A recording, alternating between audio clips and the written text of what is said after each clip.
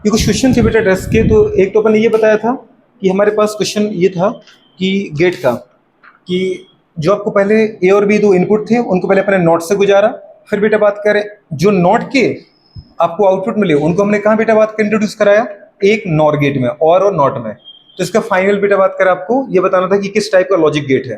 तो ए और बी को नॉट से गुजारोगे तो जस्ट आपको पता है इन्वर्ट हो जाता है, क्योंकि नॉट इन्वर्ट गेट होता है। फिर और में डालोगे तो और जोड़ देता है, समिंग गेट है। फिर नॉट फिर से उसको क्या करेगा, इन्वर्ट कर देगा।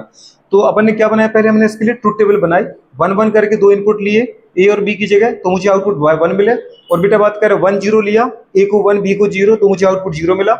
और जीरो वन इनपुट लिए ए और बी की जगह तो मुझे आउटपुट जीरो मिला। और जीरो जीरो दोनों अगर सेम इनपुट लिए तो भी मुझे आउटपुट जीरो मिला। तो आपको बेटा बात करिए रिजल्ट देख करके, आउटपुट देख करके पता करना है कौन से टाइप का गेट है। तो आपको पता है वन इंटू वन वन होता है, वन इंटू जीरो जीरो होता है, जीरो इंटू वन जीरो होता है, जीरो इंटू जीरो जीरो होता है। इसका मतलब ये किसको, मल्टीप्लाई गेट को पूरे बात कर फॉलो कर रहा है। मल्टीप्लाइंग गेट मतलब एंड गेट को फॉलो कर रहा है। ठीक है, ये जुड़ नहीं रहा है। वन प्लस वन वन होता है, ये सही है, लेकिन वन प्लस जीरो वन होना चाहिए, यहाँ जीरो आ गया तो और गेट नहीं है। तो बाकी ऐसे मैंने बता दिया कि सारे ऑप्शन देख लेना कौन कौन सा लिखा, और एंड नॉट नॉर। ठीक है, तो इसमें कौन सा गेट है, एंड गेट है। फिर दूसरा क्वेश्चन दे रखा था कि टेल्यूरियम है जिसमें पूरे बात करें, उसने एटॉमिक नंबर गलत लिख रखा है यहाँ पे। समझ पा रहे हो, टेल्यूरियम कहाँ आता है, ऑक्सीजन की जगह। तो ऑक्सीजन अगर फैमिली में आ गया तो क्या आना चाहिए, ऑक्सीजन सल्फर सेलेरियम टेल्यूरियम, मतलब 52 आना चाहिए आयोडीन के पहले। उसके बाद 53 लिखा क्वेश्चन में, हमें उसको उसकी की जरूरत नहीं थी, क्योंकि हम बेटा बात की जब रेडियस ऑफ न्यूक्लियस का फॉर्मूला निकालते हैं तो वो डिपेंड एटॉमिक मास पे करता है एलिमेंट के। Radius of nucleus of any atom is directly proportional to बेटा बात कर 1/3 power of their atomic mass. Radius of nucleus of any atom is directly proportional to क्या बेटा बात करें, root cube of their atomic mass. और फिर इसको अपन बेटा डायरेक्ट प्रोपोर्शनल को हटाते तो यहाँ पर क्या आता है, आर नॉट आता है, direct proportional constant. R naught की वैल्यू क्या होती है, 1.2 फर्मी। और फर्मी को अगर सॉल्व करो तो 1 फर्मी इक्वल टू होता है 10 टू द पावर -15 मीटर। तो अगर जरूरत पड़े तो वो भी कर देंगे।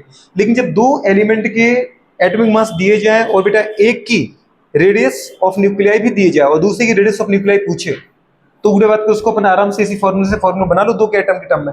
Radius of nucleus of first atom upon radius of nucleus of second atom equal to, पूरे बात करें पावर 1/3 दोनों की कॉमन है तो उसको कॉमन पावर ले लो। और क्या आ जाएगा बेटा बात करें, बताओ, atomic mass of first atom upon atomic mass of second atom का होल पावर 1/3 ले लिया।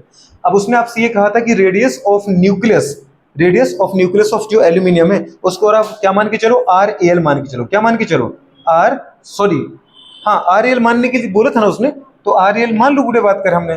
तो यहाँ पर अपन ने जो एल्यूमिनियम की लिखी थी वो क्या जाएगा, जल्दी बोलो, हाँ radius of nucleus of aluminium, ये निकाला था ना अपन ने अभी, ये लिख दिया था यहाँ पे।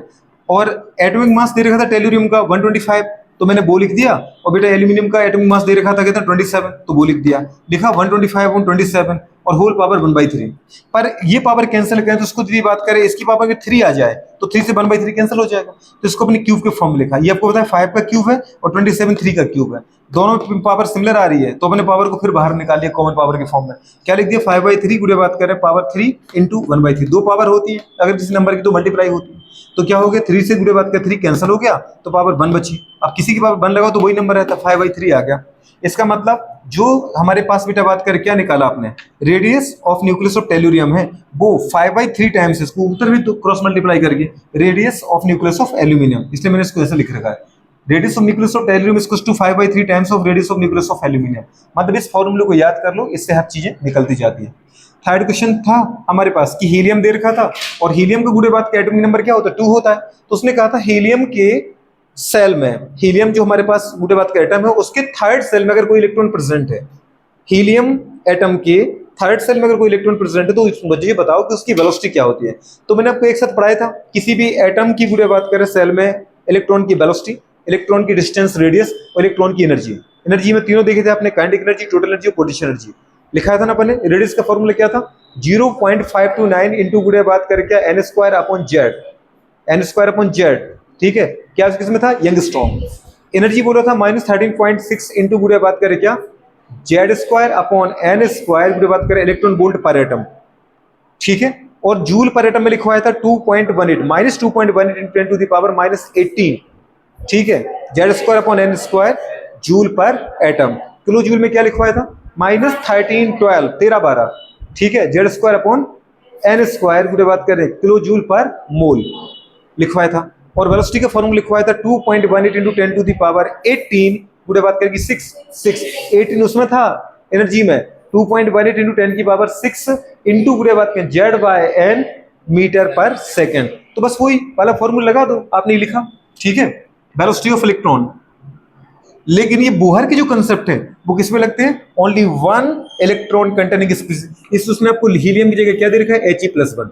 हीलियम में 2 इलेक्ट्रॉन होते हैं, एक निकल गया तो 1 इलेक्ट्रॉन बचा, लगा दो। V = 2.18 into 10⁻6 Z/N।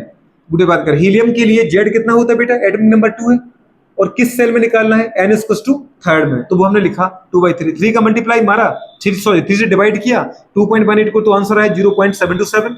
और बेटा बात करें 2 से मल्टीप्लाई मारो 7 to 7 को, तो आ गया 1.454 गुणा बात करें 10⁻6 मीटर पर सेकंड। ये मेरा आंसर है।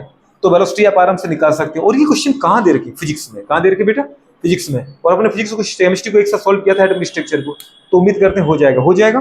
ठीक है, अपन आगे बढ़ जाते हैं नेक्स्ट क्वेश्चन पर।